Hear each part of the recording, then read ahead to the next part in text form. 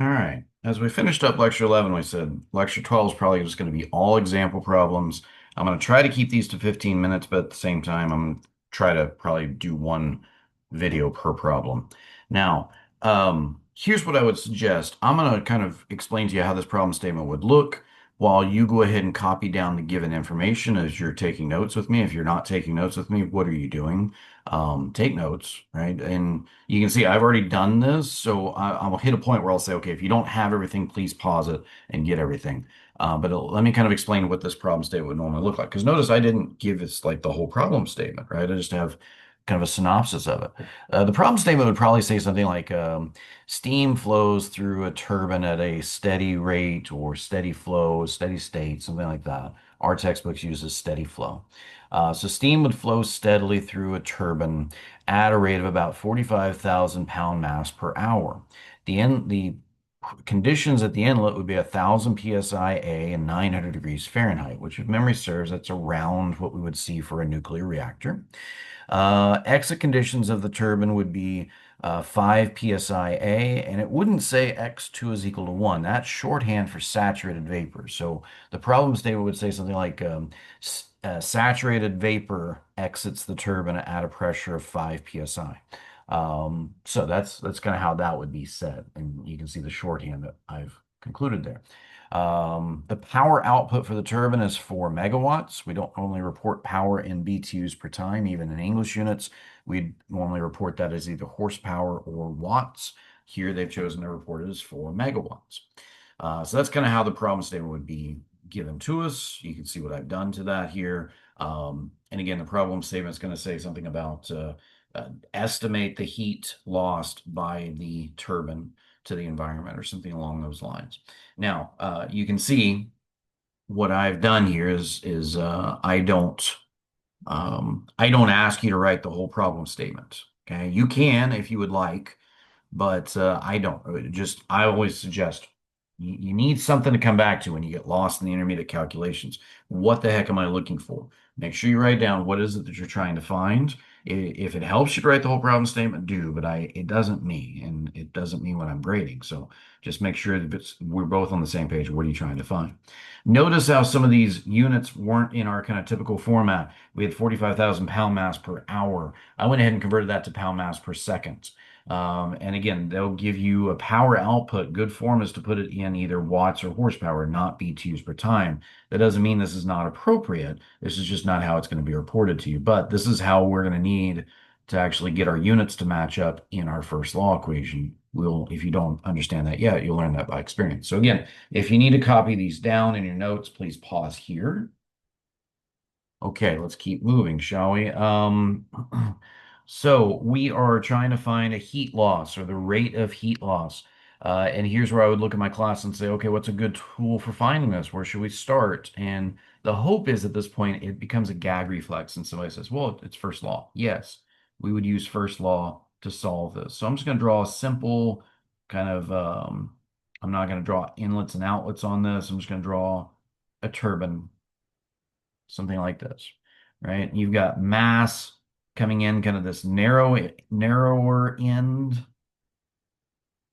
and you've got mass going out. So again, I said to my class, go read section 5.4 in the Changle and Bowles Thermodynamics textbook where they talk about different steady flow devices. So when they tell you you've got a turbine, this is immediately as kind of a gag reflex you picture in your mind. Hey, this is what that looks like, right? So I've got a power output, and any standard turbine should have these three components: mass in, mass out, power output.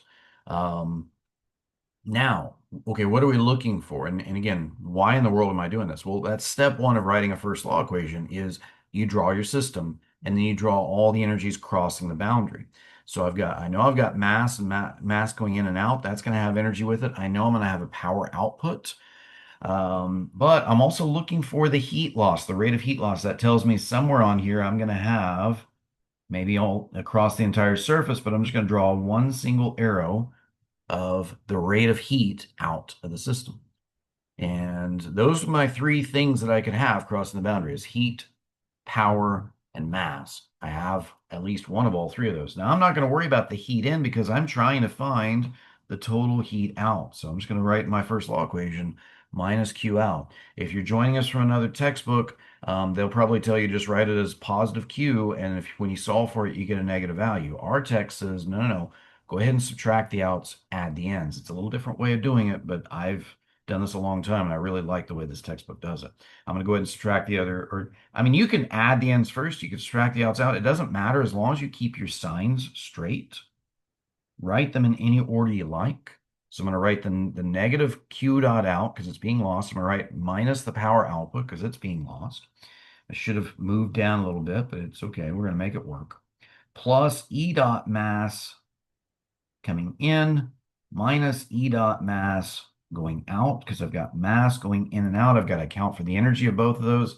It's a steady flow control volume, so the change for this system is going to be 0. Add the ends, subtract the outs, set that equal to the change. That's how we write a first law equation. And the change in a steady flow control volume is going to be 0. Okay. Now, what am I looking for? Oh, yeah, I'm looking for the heat out. That's what I'm after. All right, so I'm looking for the heat out. I got to be able to solve for this. I need to be able to quantify these guys. Okay, well, we talked about because I've got one inlet and one outlet, the energy to mass flowing terms kind of simplify a little bit. Because the conservation of mass says, well, I've got m dot coming in and m dot going out, and that's equal to 0. So m dot in minus m dot out equals 0. So it's just a common m dot between the two. There's no reason to differentiate between the two. And so I'm going to multiply that by the energy coming in and the energy going out. So we've said we're going to neglect, we said in lecture 11 that we're always going to neglect the potential energy. We might neglect the kinetic energy. We're going to talk about how do we know that in just a second here. We might neglect the kinetic energy. But for now, let's include it. H1 plus V1 squared over 2. That's the inlet. Minus H2 minus V2 squared over 2. That's the outlet. Set that equal to the change. If it's a steady flow control volume, the change is 0. Okay.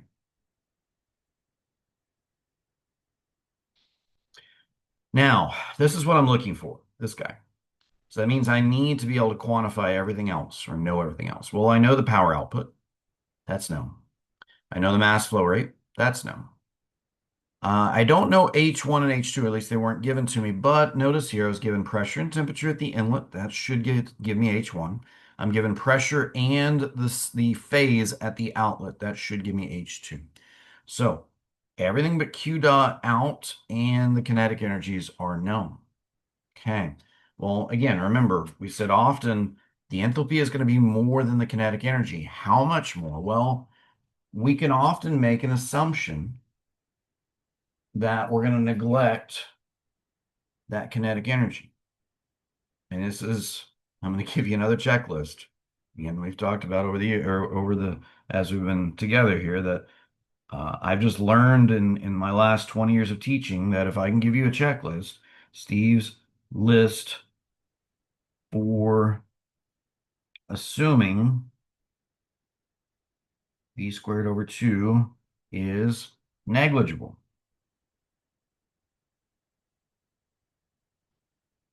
So here's what I do to determine should we worry about the kinetic energy. It's a set of questions. Number 1, are your speeds given? They're not. Right? No speeds given, just the mass flow rate. Okay. Are the speeds given? No. Okay. Or V's, is either of the V's what the problem's looking for? Is it asked for? No. Okay. Is it a nozzle?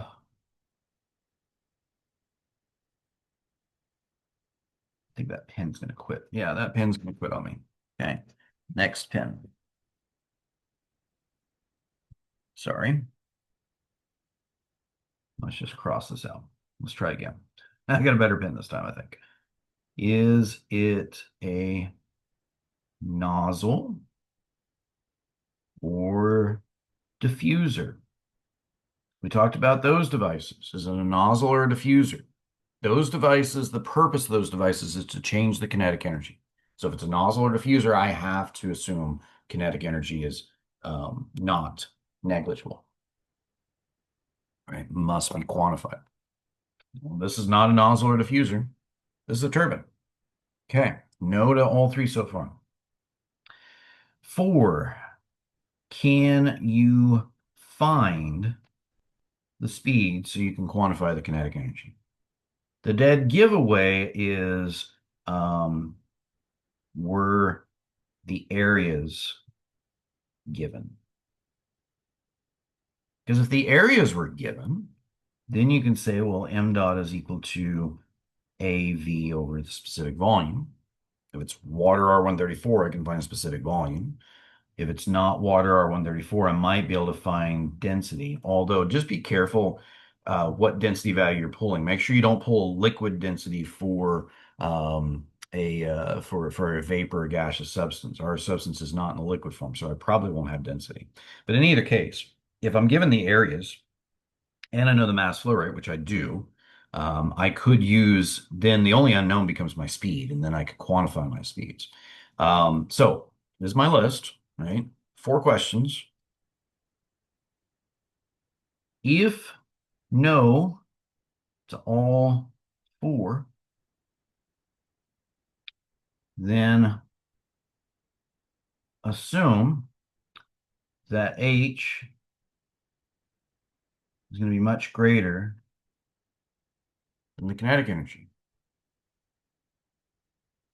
Or that basically you're assuming that there's no significant change between the inlet speed and the outlet speed.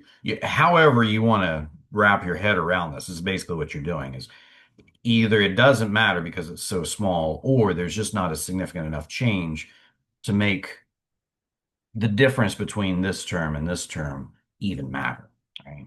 So we're basically just going to make an assumption under our givens down here that V1 is approximately V2 based on Steve's checklist. Okay, that's again, however you want to wrap your head around that, but it's kind of one of those, we don't have enough information, and it probably at the end of the day is not going to impact my third significant figure. These are probably going to be joules, and these are probably going to be kilo or megajoules. Okay, so that's probably what we're looking at. So let's continue on with that in mind. I guess in this case it's BTUs, but there's not millibtus. I mean, I guess we could use millibtus, but we don't want them. Anyway, whatever. So we're going to assume that those kinetic energies are negligible, right? And I'm going to go ahead and solve for that Q dot out now. So I'm going to distribute that negative sign, or you know what? Simple thing is just move Q dot out to the other side of the equation. And now I've got m dot times H1 minus H2 minus the power output. And again, if we collect our unknowns here, well, I know my power output, I know my m dot, and I should have enough information to find H's. Now I'm at properties. So if you're in class with me on a 25-point test problem, if you get to this point, and this is the only equation that you're using for this problem, I'm probably going to put 15 points on this equation. Now, I'm probably going to give you the volumetric flow rate and force you to find m dot. I'm going to put 10 points on the first law equation being right and 5 points on getting the m dot equation right. And then you're going to be at 15 out of 25 points, which is in most grading scales a D. It's passing. Now, can you do anything useful with it? That's how you get to a good grade. How do we get to a good grade? Well, you got to establish that you can show me how you'd find all your remaining unknowns. H's are currently unknowns. How are we going to find those? Property tables. We've got, again, how do I find properties? Rule number 1 says, what's your substance? I've got water.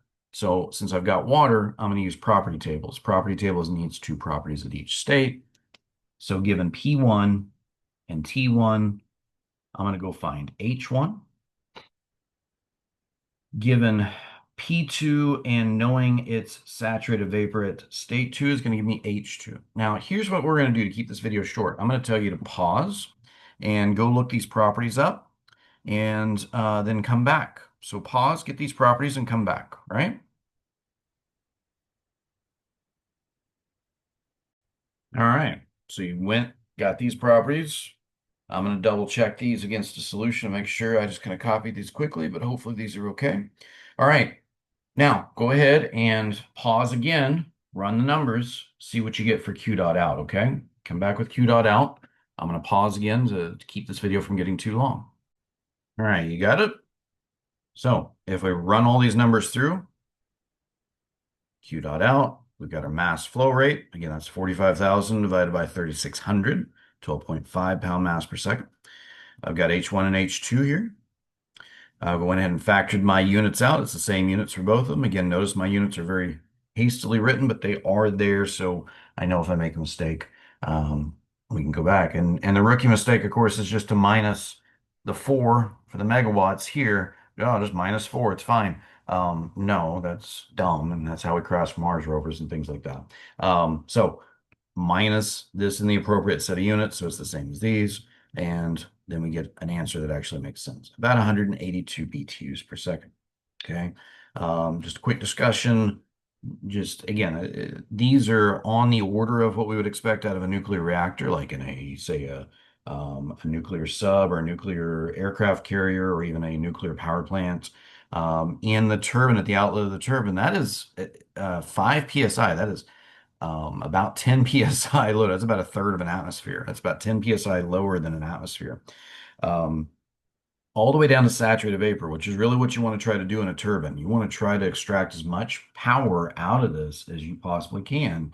So running it at a low pressure and all the way down to a saturated vapor, even saturated mixture like 95% quality would be ideal. Just try to get as much energy as we can out. So they're trying to get as much of the 4 megawatts out as they can. And again, they're just asking us, hey, how much energy is actually lost? Well, 182 BTUs per second compared to almost 4,000 BTUs per second coming out as power output. That's pretty good, honestly. They're not losing too much as heat right now. All right, that's a nice video. We're going to stop there and pick up on the next one.